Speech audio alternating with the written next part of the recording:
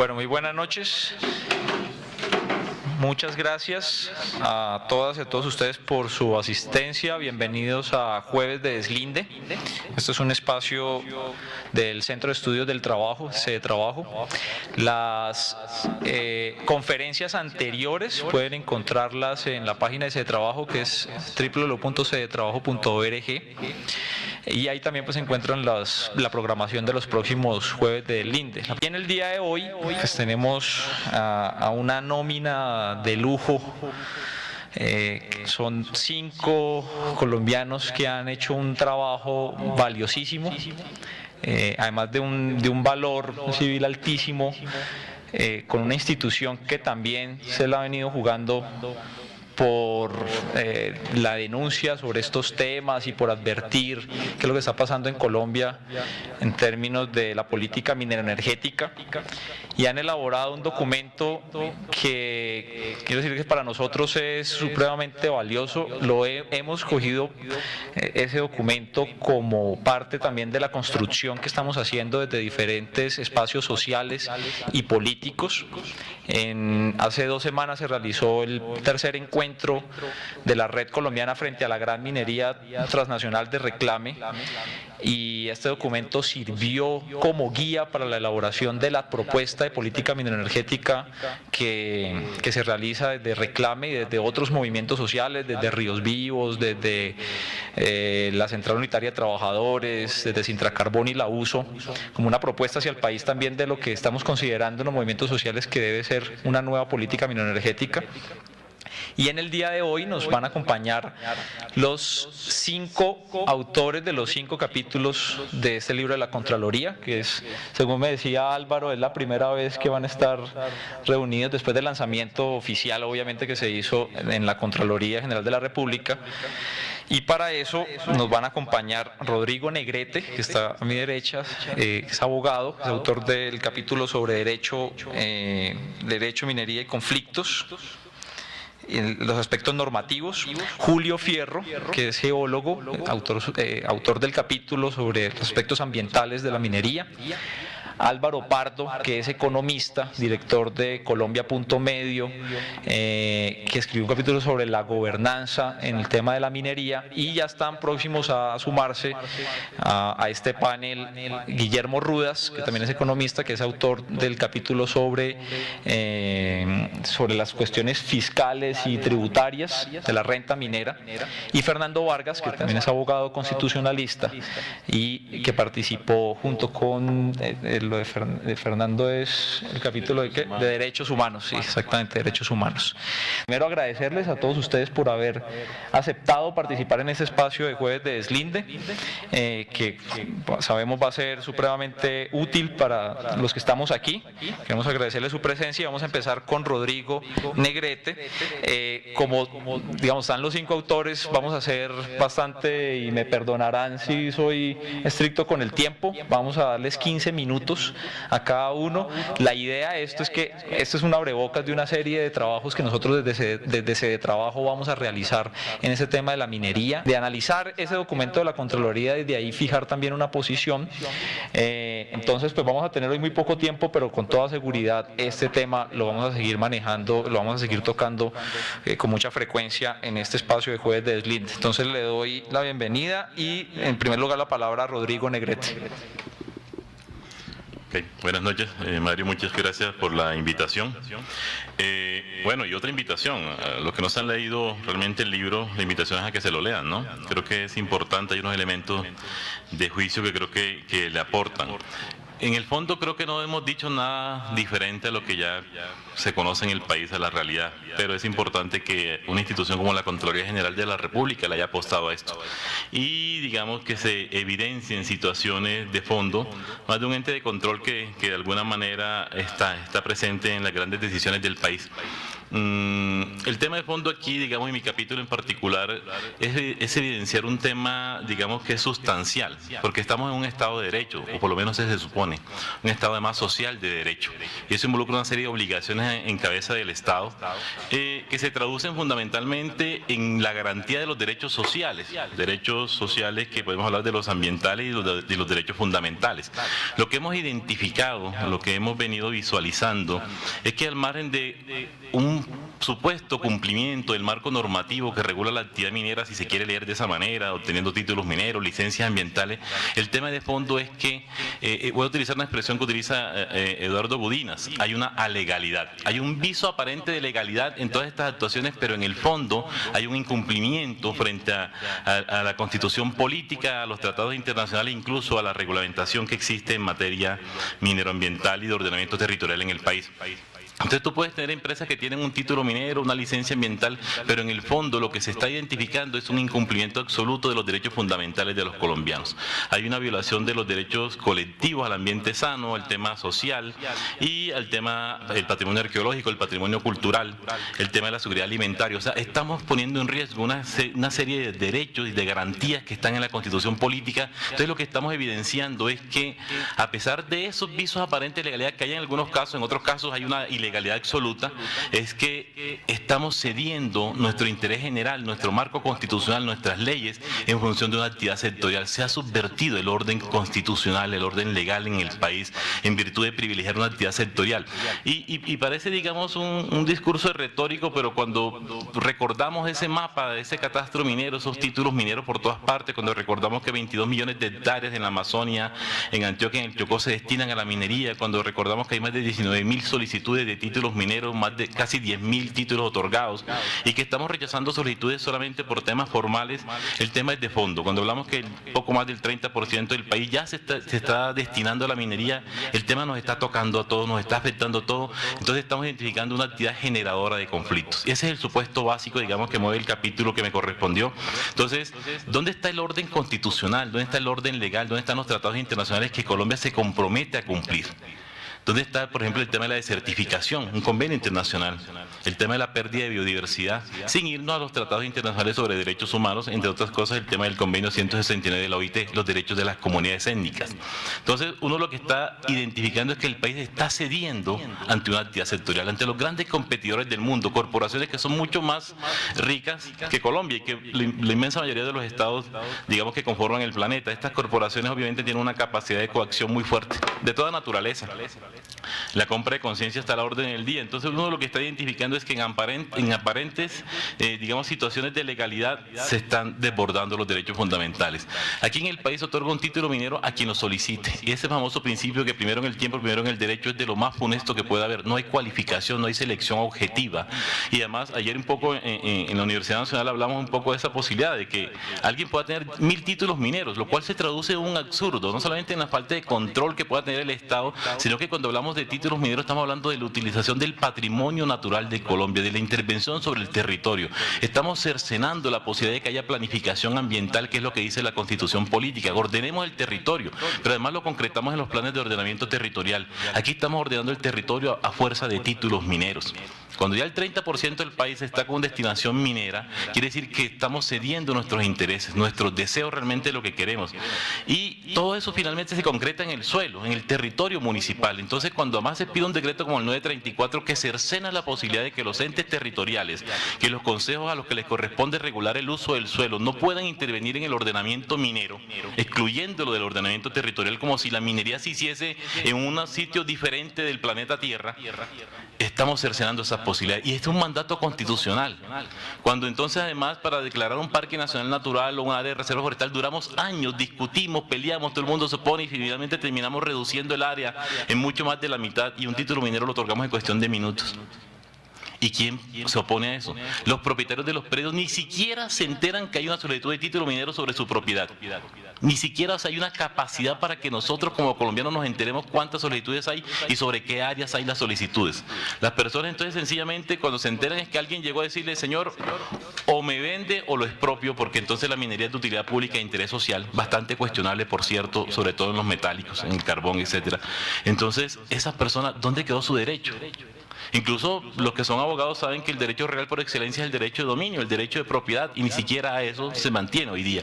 Entonces estamos generando desplazamiento, la minería está generando desplazamiento. Cuando hablamos del cesar, miles de hectáreas, 80.000, 50.000, 70.000 hectáreas, igual en La Guajira. ¿Qué está ocurriendo con las poblaciones que están asentadas allí? Ya no son 2 o 3 personas que tienen que vender su predio, estamos hablando de desplazamiento. Y de hecho que el reasentamiento en este tipo de circunstancias es una forma de desplazamiento. Cuando ya no son 20 o 30 personas, son cientos y miles de personas las que tienen que irse, las que tienen que desarraigarse, tienen que buscar otro espacio vital para sobrevivir con su familia, con sus animales, con sus formas tradicionales de producción que pierden. Cuando el sureste antioqueño, el 90% de los 22 municipios que conforman el famoso cinturón de oro de Antioquia está titulado, está sujeto a titulación. ¿Qué está ocurriendo con las personas que viven allí? ¿Cuáles son los intereses locales que se están respetando? Si el municipio es el núcleo esencial del Estado, ¿por qué el gobierno nacional desconoce los intereses locales? Cuando además eso es lo que dice la Constitución política. El núcleo esencial del Estado tiene unos mecanismos para poder hacer prevalecer sus derechos. Cuando las personas, los ciudadanos elijan a los concejales para que el consejo ordene el municipio, el uso del suelo y defienda su patrimonio ecológico, como dice la Constitución política, ¿por qué se desconoce ese mandato en virtud de una decisión del orden del nivel central en Bogotá? ¿Dónde están los intereses locales? Lo que quieren las personas. ¿Dónde se escucha la voz de los municipios? En ninguna parte. Son decisiones que se toman en algunas gobernaciones delegadas que hoy día pues se les quitó la delegación, pero que igual otorgaron cantidad de títulos y de hecho todavía tiene mucho por resolver, y tenemos un gobierno nacional que realmente está desconociendo ese interés. Cuando hay una reacción local, cuando los municipios empiezan a prohibir la minería, es porque hay algo de fondo que está ocurriendo. Y en lugar de buscar un mecanismo de acercamiento, de concertación, de escuchar lo que se pide, es una norma diciendo usted no puede oponerse a mi decisión como gobierno nacional. O sea, realmente es un atropello absoluto a los intereses de los colombianos. Y es la pérdida de los derechos fundamentales, el derecho a la participación, a la integridad, a la vida, el derecho al agua, el derecho a respirar un aire limpio, tranquilo.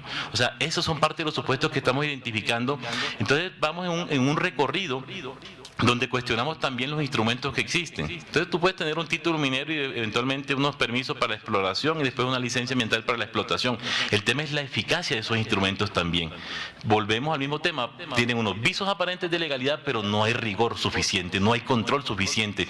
Los mecanismos de prevención, de control, de compensación no se evidencian de manera adecuada. Cuando uno encuentra, digamos, licencias ambientales con un hueco que permite 20 kilómetros de largo, 2 kilómetros de ancho, 300 metros de profundidad, ahí no hay vida posible.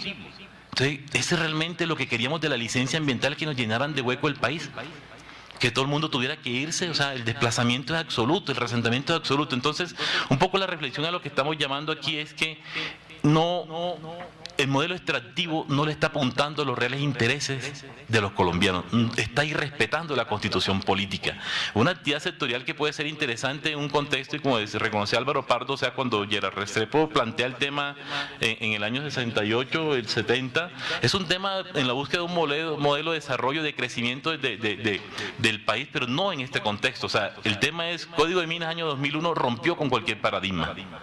Y lo que estamos identificando, y ustedes ven el catastro minero y los mapas que permanentemente estamos mostrando en el país, que ustedes ya todos conocen, es que estamos efectivamente en una actividad sectorial que está primando y que está arrodillando al Estado colombiano. Y nos está sometiendo a los colombianos. Y lo estamos encontrando en 2 partes. Bogotá es de los ejemplos típicos. Tenemos una minería en el perímetro urbano que nos está generando un desastre absoluto. Algo está pasando cuando la capital de la República trata de prohibir la minería en su territorio. Es un tema que el gobierno tiene que entrar a reflexionar y no imponerse a la fuerza para generar mucho más conflictos. La base natural, la pérdida de biodiversidad, el tema de la incidencia en cambio climático, el cambio del modo de vida campesino, los espacios del agua que se pierden. O sea, hay algo de fondo. Y entonces lo que queremos es que se analice el tema, que se escuchen entre estas voces y empiece un planteamiento real de una situación que de verdad nos está afectando a todos. Aparentemente hay personas que consideran que este tema no tiene el alcance que tiene. Yo les digo que sí lo tiene, y yo creo que mis compañeros con mucho más argumentos, y lo que uno evidencia, lo que uno está día a día encontrando con los NASA, en los Santanderes, en Boyacá, en Cauca, en Tolima, todas estas movilizaciones, etcétera, reflejan una realidad. reflejan un tema de fondo que hay que entrar a analizar y que no tenemos que seguir digamos, de espalda a esto. Y hay que generar mecanismos. O sea, hay unos temas, yo siempre invito, la tutela, la acción popular, los derechos de petición, las audiencias públicas, la consulta previa y de hecho cuando sea necesario la movilización civil, porque es que realmente a veces no hay reacción suficiente y uno encuentra a las Fuerzas Armadas custodiándolo y protegiendo a las empresas mineras en vez de proteger la vida y la integridad de los colombianos. Eso es parte de los supuestos que estamos identificando, eso es lo que evidenciamos aquí y por eso cuestionamos, digamos, ese marco normativo que está regulando la actividad hoy día. Son los supuestos básicos del capítulo. Yo voy a tocar unos temas importantes que tienen que ver entonces con el ordenamiento ambiental y el ordenamiento territorial, porque está de moda. De hecho, yo espero que la otra semana el Distrito Capital ya presente una demanda contra el decreto 934 que prohíbe que los municipios, que a través de sus consejos y los departamentos, prohíban la minería. Entonces hay un supuesto en la jerarquía que se plantea en la Constitución Política. ¿Qué estamos identificando? El artículo 80 de la Constitución Política señala que hay que planificar el uso y aprovechamiento de los recursos naturales. Y eso involucra a los renovables y los no renovables. Aquí estamos partiendo de un supuesto y es que el subsuelo es una cosa y el suelo es otra cosa. Como si la minería solamente se hiciese, digamos, por fuera, digamos, de ese territorio en el que habitamos todos. Como si abrir un hueco, sea a cielo abierto o subterráneo, no llevar implicaciones sobre el suelo. Como si no hubiese necesidad de construir vías de acceso, de construir campamentos, de construir talleres, de llevar transporte, de hacer acopio, se hacen vertimientos, se generan aguas, se requieren concesiones de agua, se hacen aprovechamientos forestales.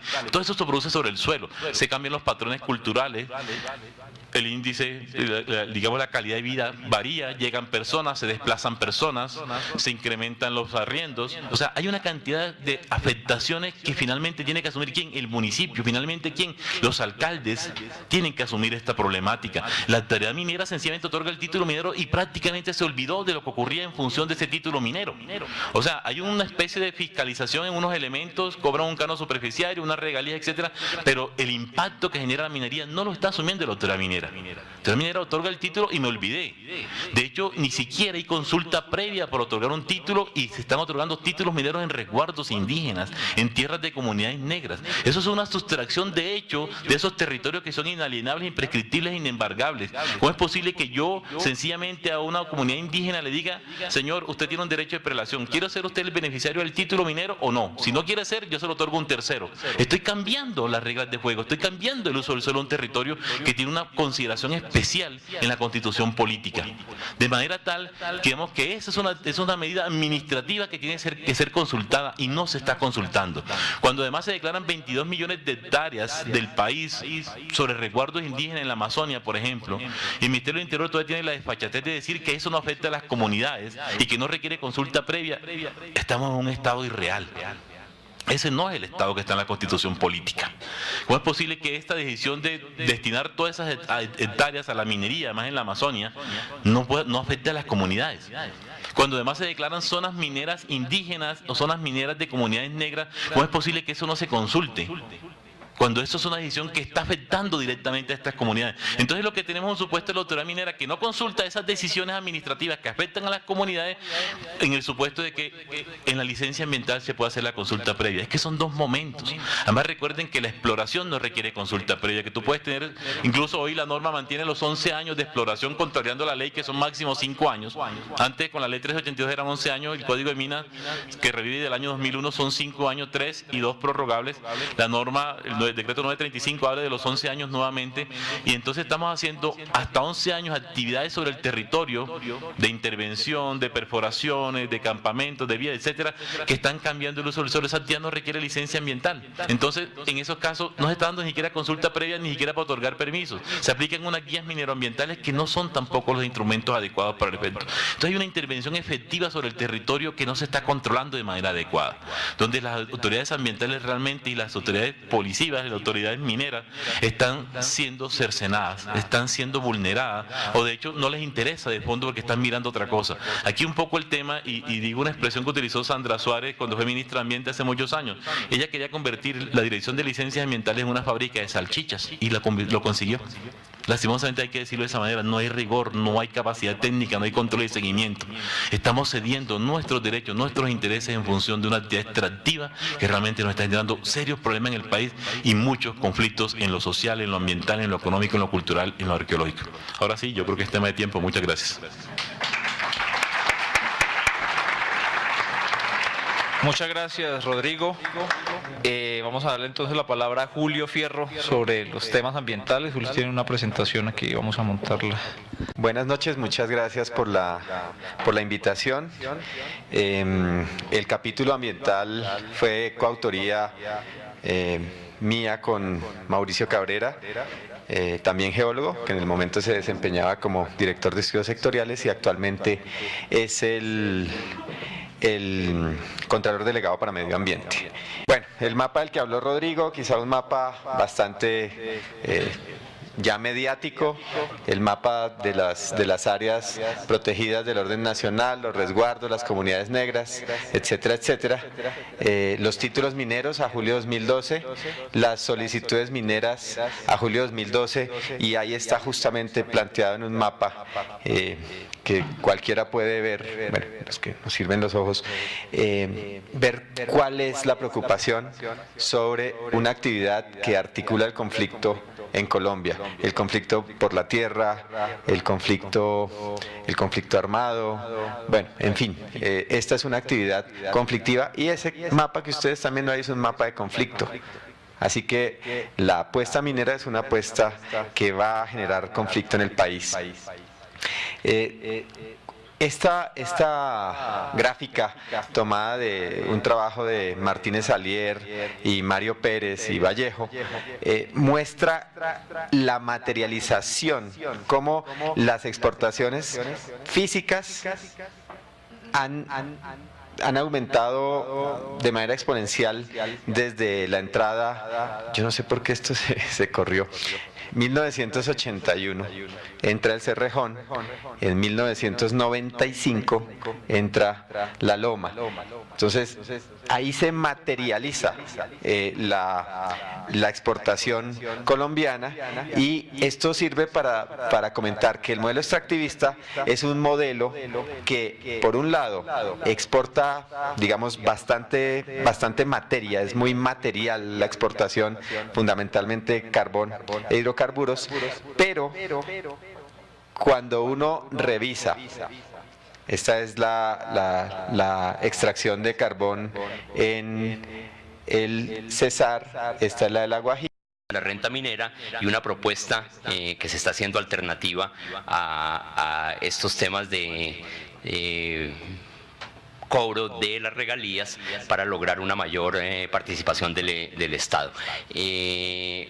Básicamente, como lo presentamos en una diapositiva anterior, hay un gran dilema en la discusión, y es que muchos especialistas, no solo nosotros, están, sino incluso a nivel internacional, desde la CEPAL, de otros países especialistas en el tema, están planteando la necesidad de que en el caso de Colombia y de otros países se reforme el sistema de liquidación de las regalías y no únicamente la distribución de las mismas entre los distintos actores a nivel nacional, sino que las empresas mineras, se plantea con las empresas mineras una renegociación de la forma en que ellos pagan el uso del recurso del Estado. Básicamente el tema que aparece aquí es una relación muy importante a nivel de América Latina, en donde los ingresos por inversión extranjera son mayores que los egresos, pero esto está fundamentalmente jalonado por el Brasil, porque en el caso de Colombia tenemos que los ingresos ya empezaron a ser menores que los egresos. ¿Qué quiere decir esto? Y lo mismo está sucediendo en el Perú y en Chile, que las empresas están trayendo menor capital de lo que están en los últimos años revirtiendo a sus casas matrices, y eso plantea obviamente que están haciendo un excelente negocio, y de allí viene la pregunta de si no se debería replantear la forma en que los países estamos negociando con ellos para evitar una situación que es la que se observa en esta gráfica. Estos son datos de la CEPAL, no están tampoco en el libro, son de un estudio de la CEPAL reciente. Muestra cómo Perú, Chile y Colombia tienen altísimas tasas de renta en la inversión que hacen los extranjeros, mientras que países como Ecuador, Brasil y aún México han logrado que la mayor participación de la renta se quede en el país y que no haya esas extraordinarias salidas de capital por parte de las empresas cuando obtienen esas utilidades. Entonces, ese problema macroeconómico que se está planteando es el que lleva a pensar en qué está sucediendo en un caso como Colombia, en contraste con los otros países, de cuál es la reinversión que hacen las empresas de sus utilidades en el mismo país versus la salida de capitales. En Colombia tenemos que menos del 30% de las utilidades de las empresas se reinvierten en el país, mientras que Perú, Chile tienen aproximadamente un 50% y México reinvierten las empresas extranjeras alrededor del 60%. Y esto tiene muchísimo que ver con una expectativa que se le genera a las empresas, que tiene que ver con el impuesto a las remesas. Mientras que Chile le cobra el 35% para sacar las utilidades del país y Perú le cobra 4%, en Colombia cobramos 0%. Es decir, pueden sacar las utilidades sin pagar absolutamente ningún impuesto por esta operación, y eso es lo que genera esa gran distorsión en las reinversiones y cómo no tenemos un proceso dinámico de reinversión de esas utilidades. Y la otra segunda pregunta que se plantea es: ¿puede la minería generar desarrollo regional? Sin entrar muchos en detalles, esto está en otro trabajo publicado previamente por el Foro Nacional Ambiental y FESCOL, en donde encontramos una altísima coincidencia de serios problemas de índices de mortalidad infantil, niveles de violencia, necesidades básicas insatisfechas en todos aquellos municipios en donde se ha venido desarrollando minería a gran escala. Estamos hablando de la minería de oro, incluyendo los municipios en donde está la gran empresa minera Mineros S.A., en Montelíbano, en donde está la explotación de níquel, niveles de violencia significativamente por encima de los niveles de violencia del resto del país, necesidades básicas insatisfechas deplorables, y los municipios aledaños a las zonas del carbón, igualmente con condiciones de pobreza, mortalidad infantil, población en condiciones de miseria sustancialmente peores a los del resto de los municipios del país. Y esta conclusión, que es sacada ya no por el estudio nuestro, sino un estudio contratado por la misma Cerrejón, en donde la conclusión central a la que llega ese estudio es que las condiciones de salud y de vida de la población son absolutamente inaceptables. Viene una discusión, y es si realmente el Estado está o no aprovechando las rentas que genera la minería. El gremio minero contrastó a Ernst & Young, una empresa de auditoría de las mismas empresas mineras, para que hiciera un análisis sobre esto, y ellos calculan cuál es el porcentaje de las utilidades de las empresas que se quedan en el país, y dicen que en el caso del oro en Colombia está entre el 68 y el 77%, y en el caso del carbón entre el 75 y el 80%. ¿Cómo hacen esto? A través de una metodología de construir unas empresas hipotéticas, le aplican unas tasas de impuestos hipotéticas, es decir, las nominales. Ahora vamos a ver qué pasa con eso. Y con base en ese ejercicio hipotético, llegan a la conclusión de tener unos niveles de participación del Estado sustancialmente mayores a los que encontramos nosotros. Y esto lo hacen fundamentalmente con una metodología que, como les decía, es de escritorio, no con datos reales, sino con datos hipotéticos de todas las variables, y sostienen que nosotros no tuvimos en cuenta esos resultados, que además fueron validados por el Departamento de Derecho Fiscal de la Universidad Externado de Colombia, y lo vendieron así. Álvaro seguramente les atrae referencias mayores sobre este nivel de negociación que hicieron en el Congreso para poner como garante de esos resultados a una universidad. Sin embargo, el Departamento de Derecho Fiscal del Externado personalmente me envió una comunicación, el director de ese departamento, diciendo que ellos no validaron esa metodología. El gremio sigue insistiendo en que la Universidad Externado sí la validó. Creo que como dice, la pelota está entre esos dos actores, que se pongan de acuerdo a ver qué fue lo que sucedió.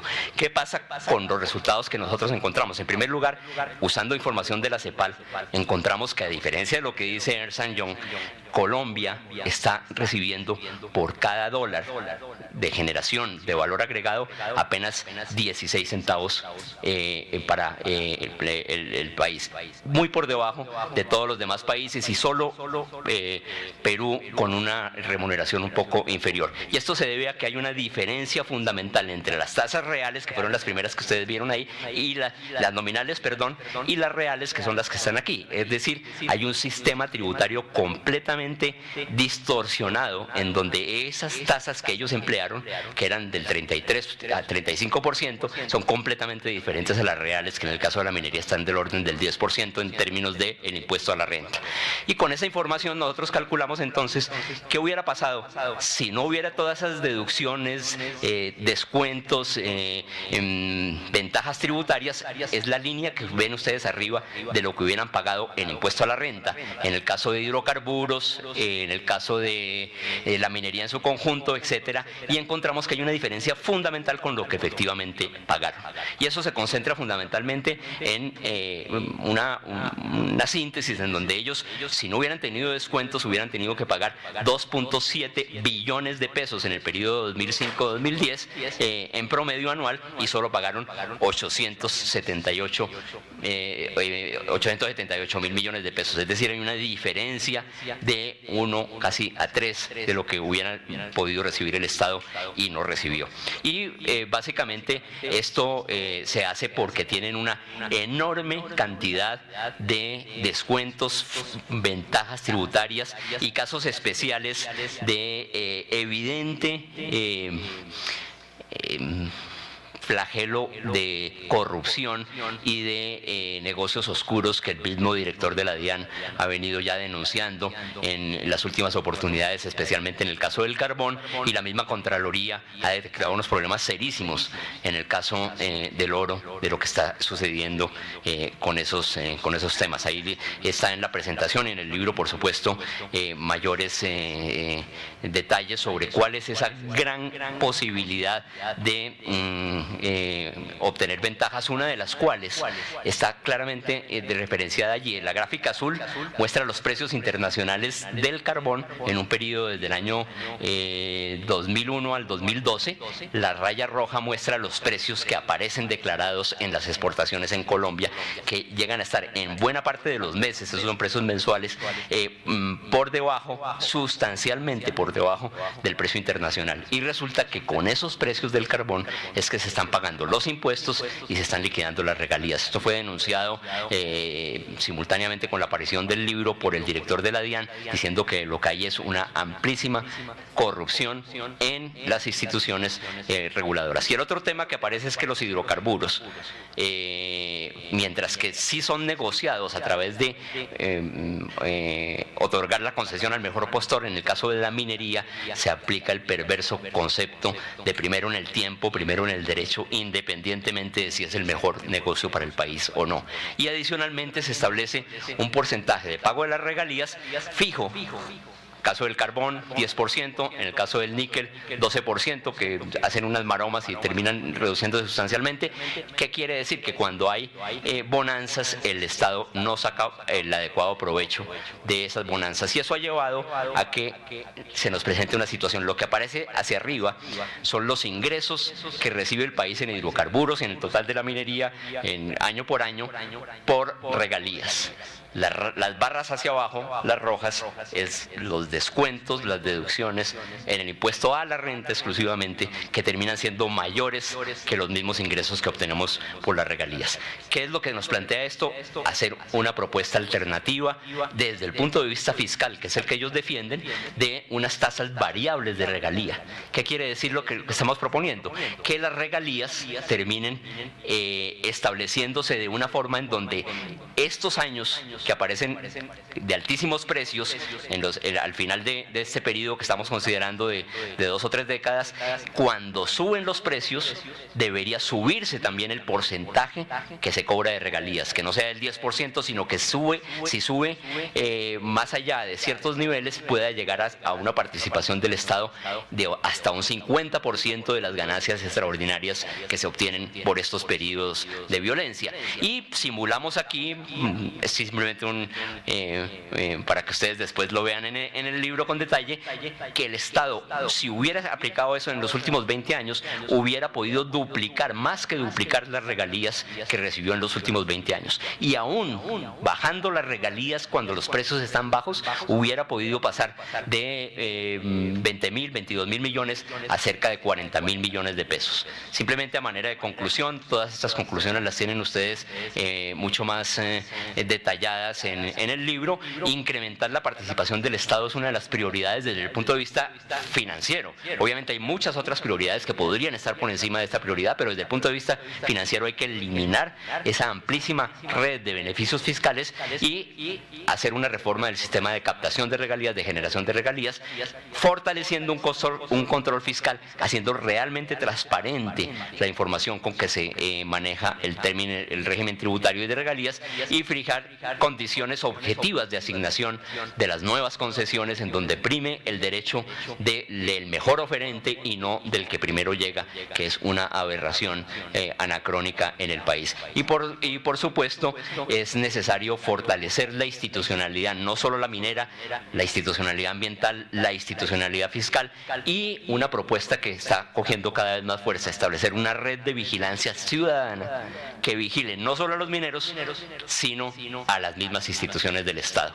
Aquí tenemos unas 3 referencias bibliográficas de donde pueden encontrar la información. Por supuesto, el libro que estamos comentando el día de hoy, pero también hay un libro del Foro Nacional Ambiental en donde hay un artículo también sobre este tema, y uno en donde yo decía: el mercado sí nos favoreció, el libro de la Universidad Nacional, del cual es editor Julio Fierro, que se ganó el privilegio de haber sido el libro más vendido en la última feria del libro en el stand de la Universidad Nacional de Colombia.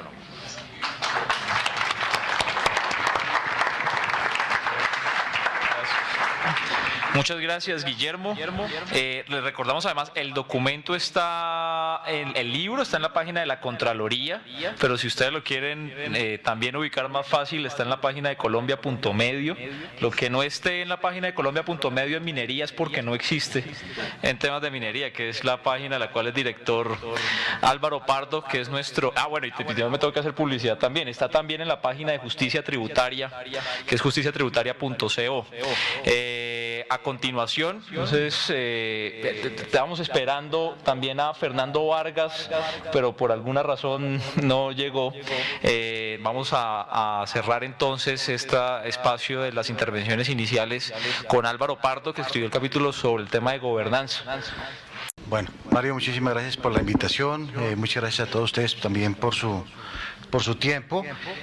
Voy a tratar de hacer un resumen muy rápido de lo que es el último capítulo del del libro de la Contraloría se llama Propuestas para recuperar la gobernanza del sector minero colombiano. Está dividido en tres partes. Uno es una revisión de la evolución de la normatividad y la institucionalidad en el periodo de Lleras Restrepo, mediados del año 66-70 del siglo pasado, hasta nuestros tiempos. En segundo lugar, las implicaciones que ha tenido un nuevo modelo de minería desde la perspectiva de los conflictos, y finalmente unas propuestas para recuperar la gobernanza del sector. Muy rápidamente, en la época del presidente Lleras se expiden dos leyes, la ley 60 de 1967 y la ley 20 del 69. Es muy interesante leer esos documentos porque uno encuentra allí cuál era la idea, cuál era la visión que tenía el gobierno y el Estado en ese momento con respecto a los recursos naturales no renovables, con respecto a la minería. Y para ser muy breve, lo que uno encuentra en esos documentos de esa época es que el gobierno concibe la minería como un motor de desarrollo, como un motor para la industrialización del país, un motor para el desarrollo regional, un motor generador de ingresos, de empleo, para la diversificación de las exportaciones e incluso para la sustitución de importaciones, muy en línea de lo que era en esa época el pensamiento de la CEPAL, de Raúl Prebisch y todos estos pensadores que pensaban que había que crecer y modernizar las economías a partir de sus fuerzas internas. Y aquí teníamos la minería como un motor de ese desarrollo y así se concibió en toda esa época. Los primeros contratos de minería que hubo, que se llaman contratos de aportes mineros, estaban concebidos justamente con esa filosofía, ¿cierto? Y es el Estado allí que se apoderaba de las o se reservaba las áreas más importantes de minería en el país para explotarlas directamente a través de sus empresas del Estado. Y entonces en esa época estábamos hablando de Coníquel, Carbocol, Carbón, etcétera, empresas industriales y comerciales del Estado que fueron creadas para que ellas mismas explotaran los recursos y si era necesario se asociaran con terceros, pero siempre el Estado era mayoritario en la explotación de esos recursos y lo hacía para mantener el control de la explotación del recurso y orientar los recursos a esas finalidades del Estado que estaba comentando hace un momento. En el libro pues se mencionan cuáles son las particularidades de esos contratos de aporte. Son contratos por 30 años, ¿cierto? Donde al finalizar los 30 años pues revierte el Estado, pero el Estado era el mismo. Lo que pasa es que esos contratos se vinieron desvirtuando al punto tal que en algún momento el IFI Concesión Salinas, que también tenía ese papel de promotor de la economía y participando en algunas empresas mineras, tenía a Cerro Matoso. Y ustedes saben lo que se hizo recientemente, y es que torciéndole el cuello al derecho, ¿cierto?, se idearon la forma de que una empresa que es del Estado y unos recursos que son del Estado pudieran pasar a un particular y encima le renuevan el contrato. Con 16 años de anticipación renovamos un contrato hasta el 2044, entregamos la única mina de níquel del país, de las pocas minas de níquel que hay en el mundo, se lo entregamos a Cerro Matoso, a la compañía Billington, pero allí se desfiguró completamente lo que se pensaba en esta época de Lleras Restrepo y los gobiernos sucesivos con respecto a los aportes mineros. Con esa idea se avanza hasta el decreto 2655 de 1988, que está concebido como el primer código de minas del país, porque reúne en un solo cuerpo normativo todas las etapas de la minería. Y allí en ese código, en el 2655 del 88, ya por primera vez el país legisla exclusivamente sobre minería, porque la legislación anterior casi siempre estuvo, digamos, mezclada, lo que era hidrocarburos con minas, ¿cierto? Entonces ya allí se saca un decreto, el 2655, primer código de minas, donde exclusivamente se reglamenta o se regula el sector de la minería. Estaba entrando en ejecución este proyecto cuando suceden varias cosas a nivel internacional y a nivel nacional. En el nivel internacional se hace público lo que se llama el Consenso de Washington, y es como el recetario que deben cumplir o que se debe tomar, que debe ingerir las economías subdesarrolladas o en proceso de desarrollo que quieren vincularse al mundo, ¿cierto? Al mundo capitalista, al mundo occidental. Entonces se lanzan, se reglamentan 11 principios para que el Banco Mundial, Fondo Monetario Internacional y demás entidades de la época, ¿cierto?, le trajeran a todos estos países, y con el argumento de que era su forma de desarrollarse y generar empleo, las obligó a implementar reformas estructurales en su economía. Eso es lo que se llama el Consenso de Washington, que básicamente es dejar la economía en manos de las fuerzas del mercado, la desaparición del Estado, el protagonismo excesivo del sector privado en la regulación, su papel incluso en la regulación y en la toma de decisiones ya siguiendo lo que es el interés particular de los privados. Y simultáneamente en el mundo pues emergen fuerzas y pensadores que empiezan a hablar de lo que es el neoliberalismo, la forma como el capitalismo de la época sale de su crisis y mediante globalización busca una nueva salida al capitalismo. Entonces se coinciden en el nivel internacional los conceptos de la economía neoliberal con el recetario del Consenso de Washington. En el nivel nacional, en 1991, los colombianos aprobamos una nueva carta política, la Constitución política de 1991. Entonces, algunas personas dentro del Estado empiezan a decir, hombre, tenemos que actualizar la regulación minera, ¿cierto? Actualizarla a lo que está pasando en el mundo, actualizarla a los ajustes que el gobierno colombiano empieza a hacer en su economía, ¿cierto? Y actualizarla y ponerla en armonía, colocarla en armonía con la Constitución Nacional. Y entonces la década del 90 se caracteriza por los dos esfuerzos que hubo de dos gobiernos, el gobierno de Samper y el gobierno de Pastrana, por reformar esa normatividad minera, la que estaba en el decreto 2655 del 88. Y pues obviamente lo que buscan allí estos grandes pensadores de la patria con respecto al sector minero es que el Estado tiene que desaparecer, hay que entregarle toda la minería al sector privado, hay que dejar que los precios ordenen la economía, etcétera, ¿cierto? Y hay dos esfuerzos, inicialmente el de Pastrana fracasa, y es el primer gran triunfo de las minorías étnicas del país, porque el gobierno Pastrana contrata dos abogadas que trabajan al mismo tiempo con multinacionales para que redacten el primer borrador del Código de Minas, del nuevo Código de Minas. Estas señoras lo redactan, ¿cierto? Se lleva al Congreso, se presenta en el Congreso, tiene un debate, ¿cierto? Pero ahí fracasa ese Código de Minas porque no se hizo consulta previa. No aprenden, no se hizo consulta previa y eso llevó al fracaso de la primera reforma al Código de Minas en el gobierno de Samper. Luego viene el gobierno de Pastrana, se le pegó la costumbre que hay que contratar abogados que trabajen para las multinacionales para que redacten los códigos de minas, contrata un pool de abogados, Martínez y Córdoba, para que redacten ese nuevo borrador, lo llevan al Congreso, lo presentan, pues obviamente se aprueba y es lo que da origen a la Ley 685 del 2001, el actual Código de Minas. Básicamente allí lo que hay es se flexibiliza todos los mecanismos para acceder a los recursos. Cualquier persona puede hoy puede en ese momento acceder a los recursos. Obviamente gana el que tenga el mejor grupo de abogados, el que tenga más conocimiento de cómo funciona la autoridad minera, en ese momento Ingiominas, ¿cierto? El que tenga la mejor información, la información privilegiada para acceder a las áreas libres que les permitan después empezar a hacer minería en el país.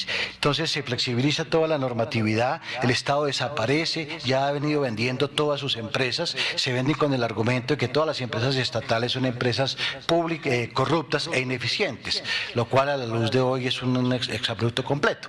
Las empresas públicas no son per se corruptas e ineficientes, los que son corruptos e ineficientes son los funcionarios que pusieron ahí para manejar esas empresas. Y hoy tenemos en el país y en América Latina ejemplos de compañías que son eficientes, creo que la que más se conoce es Codelco, la empresa chilena que maneja buena parte del cobre y que genera anualmente entre 8.000 y 10.000 millones de dólares de utilidades, buena parte de los cuales son ingresos del Estado, porque el Estado es el propietario.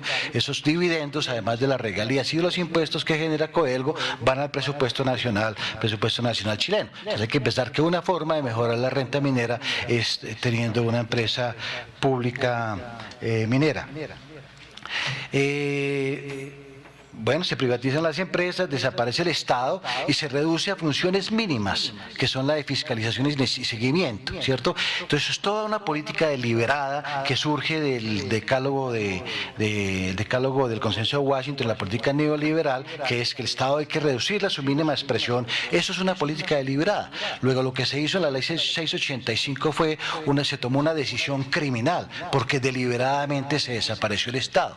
Y ni siquiera para las mínimas funciones que se le asignaron, fiscalización y seguimiento, pudo cumplirlas. Y hoy buena parte del caos que tenemos, de la anarquía que tenemos en el sector minero se explica porque el Estado ni siquiera fue capaz de cumplir con estas dos funciones mínimas, hacer fiscalización y hacer seguimiento.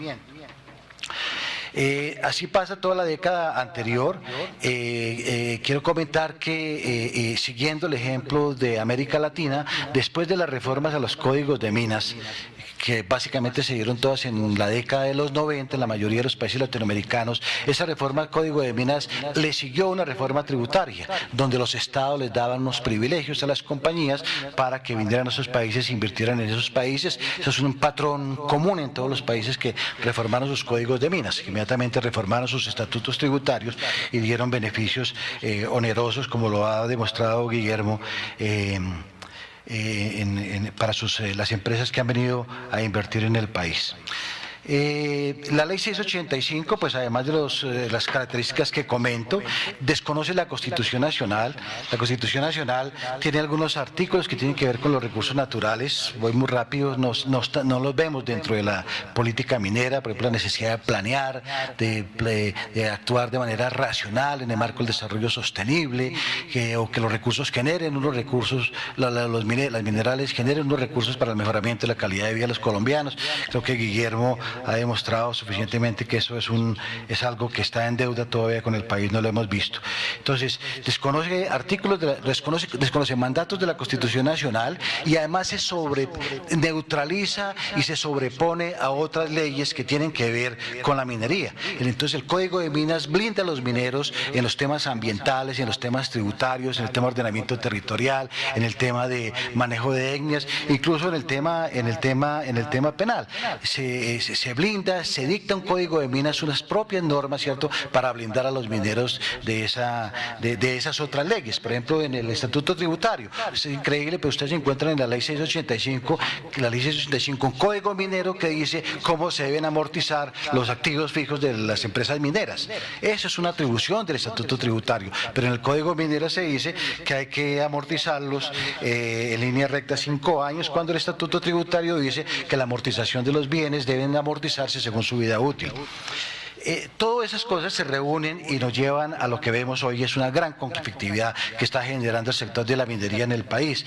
Hicimos un inventario de conflictos y nos dan más o menos 19 conflictos diferentes generados por este modelo extractivista acelerado, que son conflictos sociales, ambientales, culturales, económicos, étnicos, interinstitucionales, ¿cierto? Éticos, de todo, son 19 más o menos, generando desplazamientos, generando problemas éticos, ¿cierto?, que hoy vemos con la rueda giratoria, etcétera.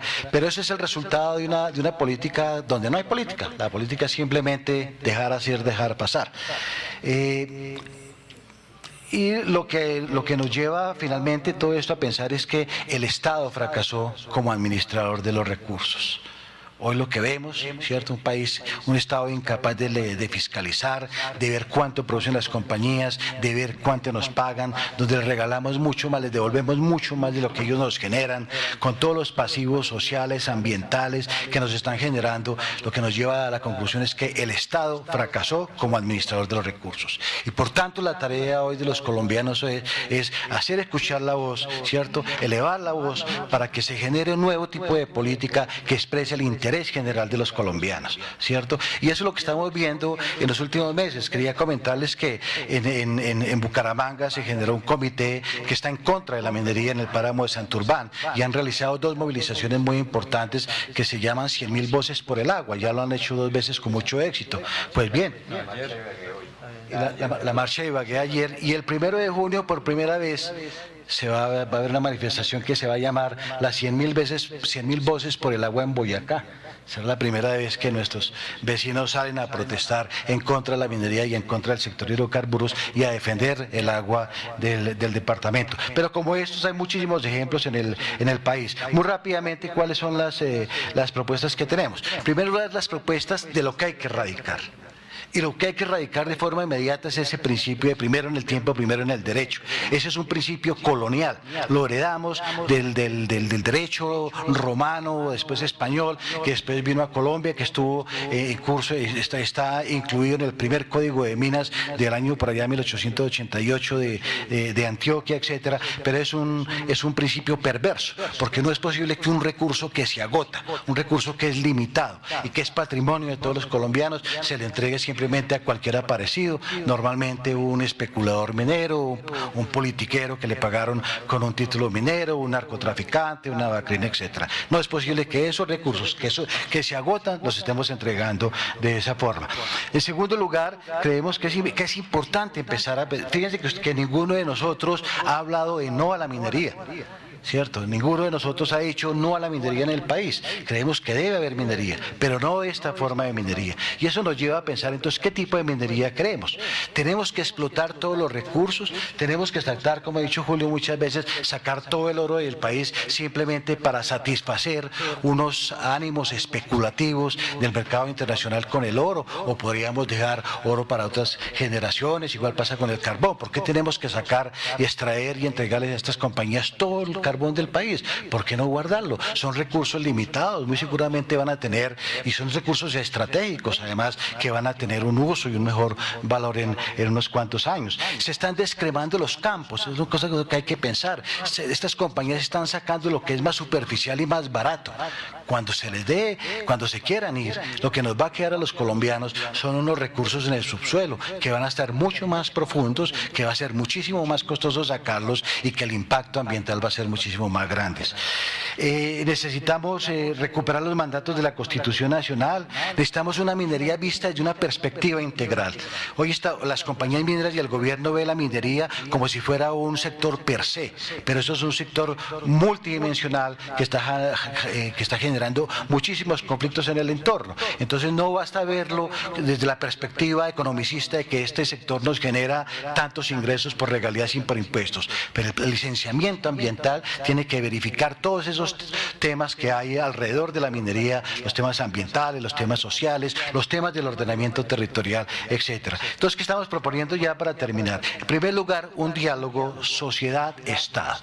Sociedad como dueño de los recursos naturales no renovables y Estado como administrador del recurso. Y decirle a estos caballeros, ese tipo de minería nos está generando más conflicto, está acabando con el patrimonio general de la nación y no nos sirve. Pero tenemos que empezar a pensar cuál es el nuevo tipo de minería que vamos a tener, hacer un licenciamiento ambiental y para terminar, pues ahí hay muchísimas propuestas en el documento, pero una moratoria minera indefinida hasta que se arregle la casa. Ayer la Agencia Nacional de Minerales anunció que el 3 de julio reabre la ventanilla para la recepción de nuevas solicitudes mineras. Ese mapa que mostraba Julio de cuántos títulos y cuántas solicitudes hay en el país, le quedan algunos blanquitos todavía. La decisión de la autoridad minera es empezar a llenar esos blanquitos y empezar a entregar las pocas áreas libres que le quedan en el país. Entonces tenemos que pensar en que si hay una marcha de 100.000 boyacenses por el agua en Boyacá, tiene que haber una marcha de 48 millones de colombianos por el agua en el país. Muchas gracias. Muchas gracias, Álvaro.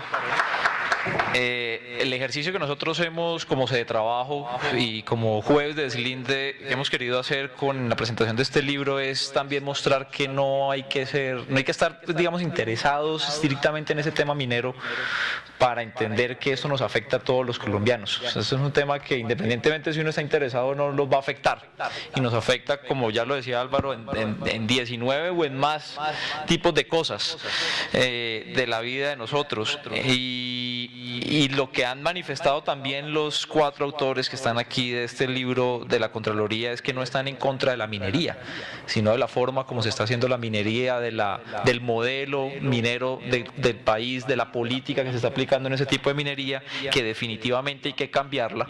Y hay que cambiarla por este tipo de estudios tan importantes que se están haciendo, pero además también por el accionar de nosotros como ciudadanos y a través de las organizaciones sociales a las cuales pertenecemos. Nosotros desde Reclame, que es la red colombiana frente a la gran minería transnacional, hemos venido planteando desde hace 3 años, más de 3 años, que este modelo no solamente fracasó, sino que el país necesita de una nueva política mineroenergética, y lo definimos en el tercer encuentro que acabamos de terminar hace 2 semanas, que el aspecto principal de esa nueva política mineroenergética es recuperar el control de los recursos naturales para el Estado, que hoy lo perdió, hoy no lo tiene. Hoy el Estado no ejerce soberanía sobre esos recursos naturales. Vamos a, como les decía, pues a seguir abordando estos temas. Los invitamos además para que revisen, para que lean, estudien juiciosamente el libro de la Contraloría. Queremos abrir un espacio de preguntas. No estamos diciendo, como efectivamente has dicho aquí, que no se puede hacer minería. El tema es cómo, cuándo y dónde. Y fundamentalmente a eso la respuesta tiene que estar en función del ordenamiento, de la planificación de los recursos naturales y del territorio.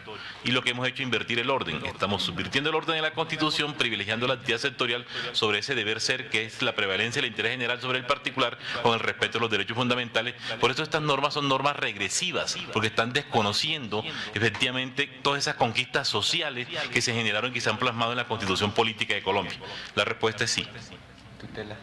Y la tutela obviamente que procede de derechos fundamentales. O sea, es un tema de fondo, pero eso nos lleva a cuestionar todo el modelo económico y todos los instrumentos que se están dando. Si la licencia ambiental efectivamente permite el desarrollo de proyectos que generan deterioro grave, el tema es cuál es el límite de ese deterioro grave.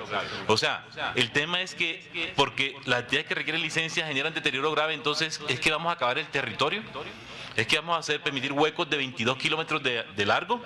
O sea, eso es parte de los supuestos donde desaparece la vida, desaparece el agua, y digamos, ¿qué se puede cultivar allí? El tema de la seguridad alimentaria también está de por medio. Entonces son una cantidad de elementos que van sumando y que evidentemente van conllevando a que nos toca buscar unos mecanismos para que se cuestione este tipo de situaciones. Hoy día el Código de Minas, que fue avalado en el tema de la consulta previa en el año 2002 por la Corte Constitucional, estoy seguro que después del fallo de la ley forestal en el año 2008, de la ley de desarrollo rural en el año 2009 o 2010 tal vez, estoy seguro que ese Código de Minas hoy sería declarado inexequible por ausencia de consulta previa. No entendemos por qué la Corte no lo hizo en el año 2002.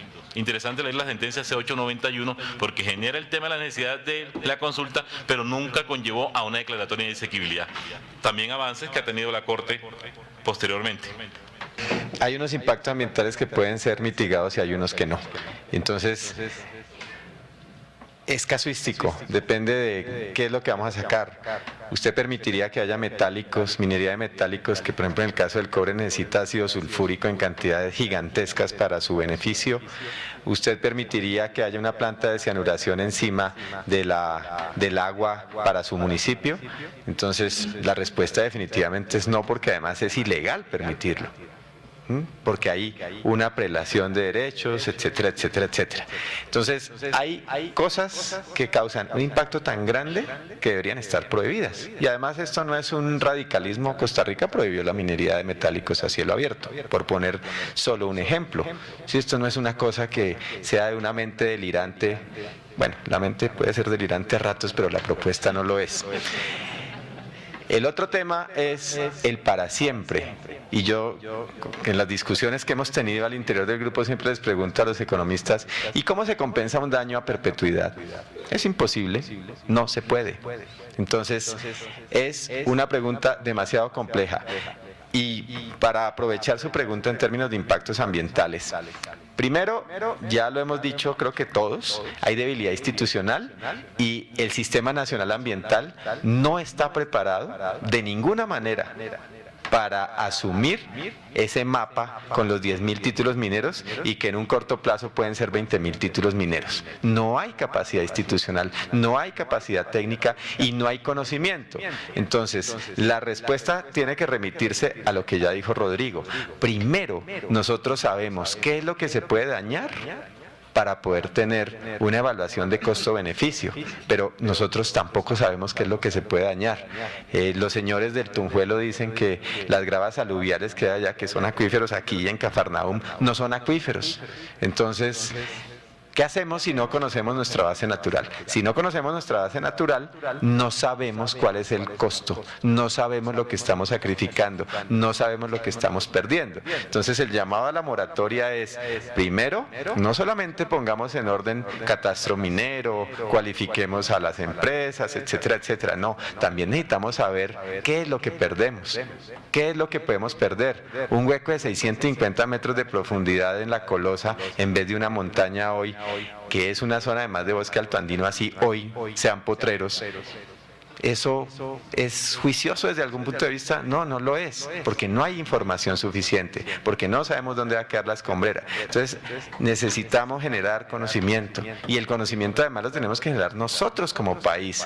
No podemos estar a la merced de la información y de la generación de conocimiento de las empresas mineras, porque si no, va a resultar que lo que dice el Cerrejón es que los guayús son superhumanos, porque es la única comunidad alrededor de una zona minera de carbón que no tiene problemas pulmonares.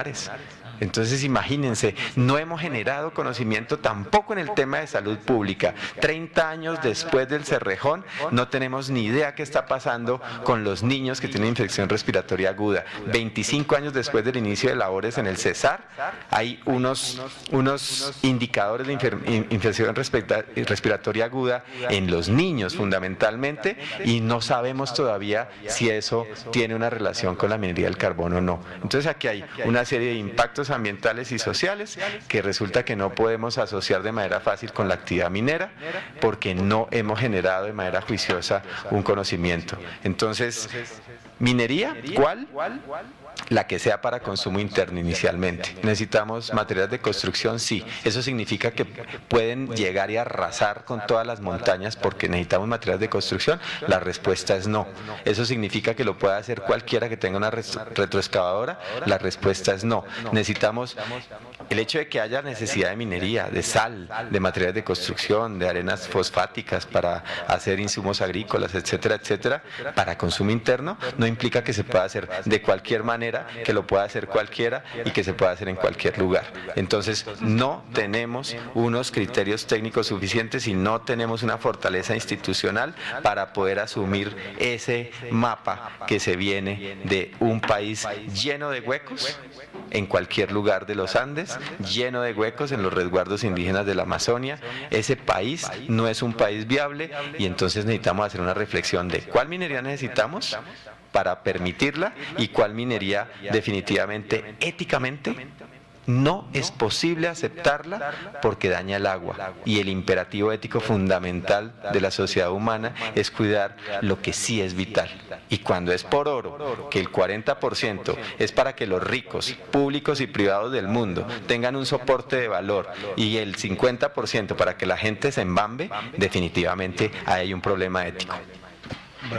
Justamente uno de los conflictos que se identifican en el documento tiene que ver con los conflictos económicos, y uno de los conflictos económicos más importantes es los efectos de la enfermedad holandesa sobre la base industrial y la base económica del país. El sector agrícola pues ha venido en una recesión grande desde hace muchísimos años, pero lo que hemos visto en los últimos años, perdón la redundancia, es un debilitamiento también de la base industrial del país.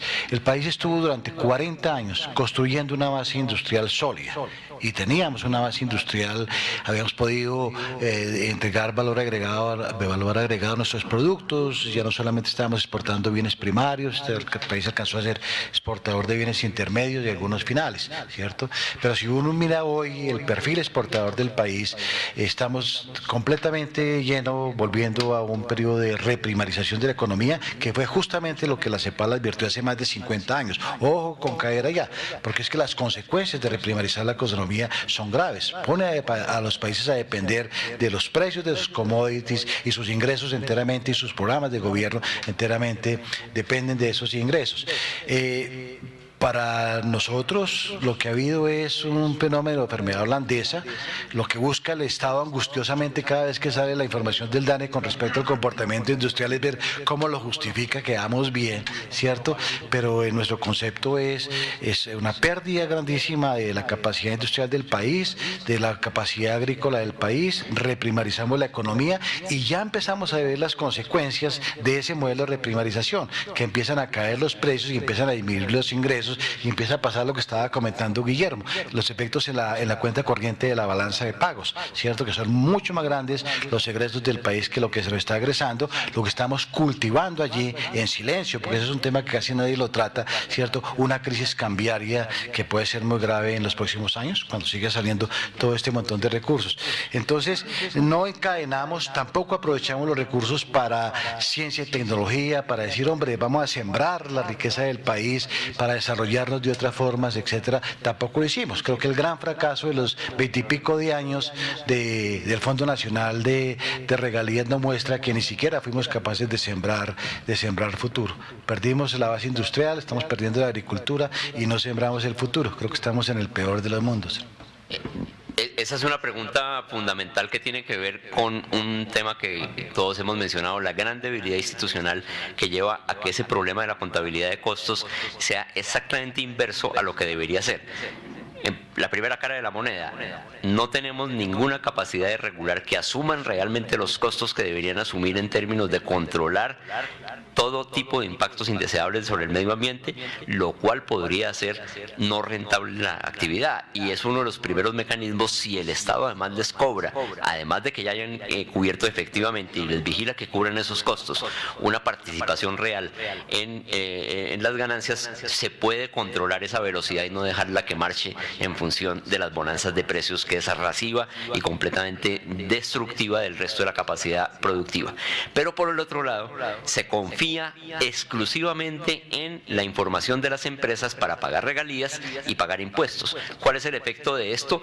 En primer lugar, que tenemos toda la posibilidad de que ellos en las contabilidades formales aparezcan con bajísimas utilidades y terminen bajando sus impuestos y bajando las regalías, pero adicionalmente lo hacen con un proceso combinado de trabajar con precios ficticios en sus negociaciones internacionales a través de negociaciones entre asociados a precios absolutamente de quiebra para no pagar impuestos, y las ganancias las obtienen por fuera del país en los paraísos fiscales. Y por el otro lado, utilizar todos los mecanismos de corrupción interna para eliminar totalmente la capacidad de vigilancia y control del Estado, con un agravante mucho más intenso en el caso de la minería, es que como el Estado no tiene ninguna participación en el negocio, es un actor totalmente ciego de lo que significa ese negocio. Uno ya encuentra una diferencia fundamental en el sector hidroeléctrico. Tenemos una empresa prácticamente del Estado que sabe cómo es el negocio y puede competir con los españoles porque conoce el negocio. Tenemos en el mismo hidrocarburos una empresa del Estado que puede generar conocimiento de lo que es la actividad. En minería el Estado es un actor ciego y no tiene ninguna capacidad de control ni de regulación del sector. Ok. Hay unas claridades iniciales. Lo primero es que, digamos, de acuerdo con la ley 70 del año 93, las actividades mineras y las actividades de explotación forestal se consideran prácticas tradicionales de las comunidades negras del país. Eso no quiere decir que se pueden llevar a cabo sin ningún tipo de regulación. De hecho, un aprovechamiento forestal con fines comerciales requiere una autorización de aprovechamiento forestal que tiene que otorgar la corporación correspondiente. Y la explotación minera evidentemente también requiere de un título minero y requiere de todo el procedimiento que tiene que surtirse para el efecto. El tema es que en materia minera, en reserva forestal, en este caso toda la cuenca del Pacífico está en la reserva forestal del Pacífico de la Ley Segunda del año 59, para poder adelantar esa actividad minera que, comillas, ya entra en conflicto con el manejo y el aprovechamiento y la conservación forestal, se requeriría una sustracción de esa área de reserva forestal, porque no son compatibles la minería con la conservación forestal. Entonces de entrada ya tienes una actividad que es práctica y tradicional, pero que se realiza en un área de reserva forestal que no permite la minería, porque son excluidas de la minería. Entonces de entrada ya tienes un conflicto. No puede haber minería en zona de reserva forestal, por lo cual se requiere una sustracción. Pero además las reservas forestales son zonas excluibles de la minería. Por lo tanto, en principio no se podría hacer legalización minera en esa zona. Ahora, el decreto reciente del gobierno nacional lo permite. Eso estaba prohibido, hacer legalización de minería en zonas de reserva forestal, porque la minería es excluible. Entonces, digamos, ya ahí hay un tema de conflicto. Una ley que considera esa como una práctica tradicional y una ley que desde el año 59 destinó esa zona al manejo, a la conservación y el aprovechamiento sostenible de los bosques. Segundo, digamos, la exploración no requiere licencia ambiental, obviamente requiere título minero. A lo que vamos es que el título minero se otorga sin consulta previa. La exploración requiere aplicar unas guías mineroambientales y requiere unos permisos. En algunos casos requiere permiso, en otros casos no requiere permiso. De acuerdo con la normativa ambiental colombiana, esa exploración sujeta a permisos requeriría consulta previa también. O sea, si se requieren permisos de aprovechamiento forestal, concesiones de agua, permisos de vertimiento, eso requiere consulta previa. El tema es que estas comunidades, digamos, si bien tienen un derecho de prelación, no son las únicas que pueden desarrollar actividades mineras en la zona. A lo que voy es que si entra un tercero, si no se hace uso del derecho de prelación, porque es que en Colombia lo que te legitima a ti para hacer una exploración y una explotación minera es un título minero. Eso es lo que dice el Código de Minas en el artículo 14.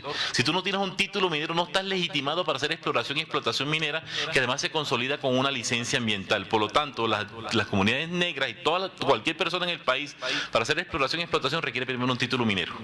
Ese es el supuesto básico. Entonces, digamos, si no está esa legitimación, no pueden desarrollar la actividad legalmente. En ese contexto, digamos, si ellos no realizan la actividad, la puede realizar un tercero. Ese tercero tiene que adelantar un proceso de consulta previa. Está absolutamente claro, de acuerdo con el marco normativo y la Constitución Política y el Convenio 169. Pero el tema es que al interior de las mismas comunidades negras no está absolutamente claro la necesidad o no de la consulta previa. Un consejo comunitario que además, digamos, pueda generarle una cantidad, digamos, de prebenda o de mecanismo o una distribución de actividades al interior de sus miembros. El tema es si todos están de acuerdo o no con la actividad minera. Y si eso excluye el hecho que lo haga el Consejo Comunitario, lo haga la comunidad negra, si eso excluye los intereses de las otras personas que no quieren la minería y por lo tanto entonces no se requiere la consulta previa. El tema de fondo es que la consulta previa es un derecho fundamental y como tal le permite garantizar la participación, la integridad, la autodeterminación de estos pueblos, por lo tanto en principio es un referente obligatorio. Entonces aquí no puede haber explotación en Colombia sin una licencia ambiental. Exploración puede haber sin licencia ambiental, es lo que dice el marco normativo que está en el Código de Minas. De hecho es que licenciamos la exploración minera desde el año 95, ese tema ni siquiera es nuevo. En el año 95 eso estuvo sujeto a un plan de manejo ambiental, en el año 97 a un DEMA, el famoso documento de evaluación y manejo ambiental perverso hasta el extremo. En el año 98 se cae el DEMA, es declarado nulo, vuelve el plan de manejo para la exploración. En el año 2001 se excluye completamente plan de manejo y licencia ambiental para la exploración con el Código de Minas. Entonces la exploración minera, con fundamento en el título, no se está dando con consulta previa, pero los permisos de exploración sí requieren consulta previa. El tema es los acuerdos internos en las comunidades, que están generando bastante conflicto también, porque eventualmente no todos están de acuerdo con la minería como práctica tradicional o cuando diga la Ley 70. Entonces ahí hay un tema interno por resolver, la consulta previa con los intereses de esas comunidades que hacen parte de esos consejos comunitarios y que tienen titulación colectiva. Ese tema no es tan sencillo, y yo creo que eso requiere un desarrollo que incluso puede marcarse en la misma Ley 70, en parte de lo que está sujeto a reglamentación. Entonces el tema no está resuelto, el tema tiene una necesidad, el tema está con convenio internacional y está con la Constitución Política. Yo quería hacer una última reflexión, si me lo permiten. Bueno, ya me lo permití. Tiene que ver con Álvaro lo dijo, o sea, cuando hablamos, y todo lo hemos visualizado aquí, el tema es que el tema del Código de Minas es que se ha convertido en una supranorma. ¿Por qué? Porque, digamos, aquí incluso algunas personas, y era parte cuando iniciamos ciertas discusiones con personas, digamos, de mucho prestigio, era que les parecía un gran avance que el Código Minero contemplara unos articulados sobre el tema ambiental, y a mí me parece un total retroceso. ¿Cómo es posible que una actividad sectorial diga dónde ambientalmente no se puede hacer minería? No, eso lo tiene que decir es la norma ambiental. ¿Cómo es posible que una norma sectorial diga que para declarar un área protegida se requiere o un concepto o en este caso volvimos al tema del estudio? O sea, ahora hay que hacer estudios conjuntos entre la autoridad ambiental y la autoridad minera para declarar un área protegida. Es que las áreas protegidas no se declaran para prohibir la minería. Es que estamos identificando una zona, un país megadiverso que requieren una conservación, que requieren un manejo especial, que requieren una planificación. Yo no tengo por qué decirle a una autoridad sectorial, dígame si usted está de acuerdo o no que yo declare un área protegida. Si producto de declaratoria de área protegida, allí se da que no se puede hacer ni minería, ni hidrocarburos, ni servicios públicos, ni relleno sanitario, eso es una consecuencia lógica de la necesidad de conservar unos ecosistemas pensando en nosotros y en las generaciones futuras. Pensando digamos como dice la Corte, la conservación a perpetuidad, que para eso se declaran los parques nacionales naturales. Entonces es una norma que es regresiva a mi modo de ver, plantear que en la norma sectorial y se incorpora la variable ambiental, que tengamos un procedimiento para otorgar licencias ambientales solo para minería, como está en el artículo 252, hoy resucitado, que tengamos unas condiciones para negar, digamos, para rechazar estudios de impacto ambiental en función de la minería. O sea, cuando uno va al Código de Petróleo, que es del año 53, con unas modificaciones, o vamos a la ley de puertos, la ley primera, el tema de regulación eléctrica, etcétera, esas normas sectoriales se ciñen al marco normativo ambiental. ¿Por qué la minería no? Si es una norma sectorial igual que las otras. ¿Por qué para hacer exploración y explotación de hidrocarburos yo me ciño al marco normativo que hay sobre áreas protegidas, al régimen de licenciamiento ambiental que le aplica a las demás actividades sectoriales? ¿Por qué en minería no? Porque hay normas tributarias especiales para minería. Porque el tema del ordenamiento territorial lo regula la norma sectorial de minería. Eso tiene que estar en la ley de ordenamiento territorial, en la ley orgánica o en la ley 388. Porque el tema de las comunidades étnicas, el tema de la consulta previa, la declaratoria de territorio, de zonas de minoría étnica, se tiene que declarar de acuerdo con el Código de Minas. ¿Por qué en la norma, o por qué no en el convenio 169 o en la ley 70 o en la normativa que regula las comunidades étnicas? Entonces, esas son una serie de elementos y de aspectos que uno va identificando donde a veces no visualizamos por qué esta norma es tan perversa y es tan regresiva. Esto atenta contra el principio de progresividad de las normas. Nos devolvimos en el tiempo a privilegiar una actividad sectorial sobre el deber ser del Estado. Entonces no es una ganancia que el Código Minero tenga artículos ambientales, es un retroceso. El Código Minero debería regularse por la normativa ambiental, no con un procedimiento especial para esa actividad sectorial particular y concreta que evidentemente privilegia a unos pocos. Entonces eso es parte del elemento que también estamos identificando. Esta norma es supranorma y en algunos casos, en el caso del otro sí número 4 de Cerro Matoso del 27 de diciembre, incluso está por encima de la constitución política, porque además ahí lo que estamos es dándole la propiedad de los recursos del subsuelo a un particular.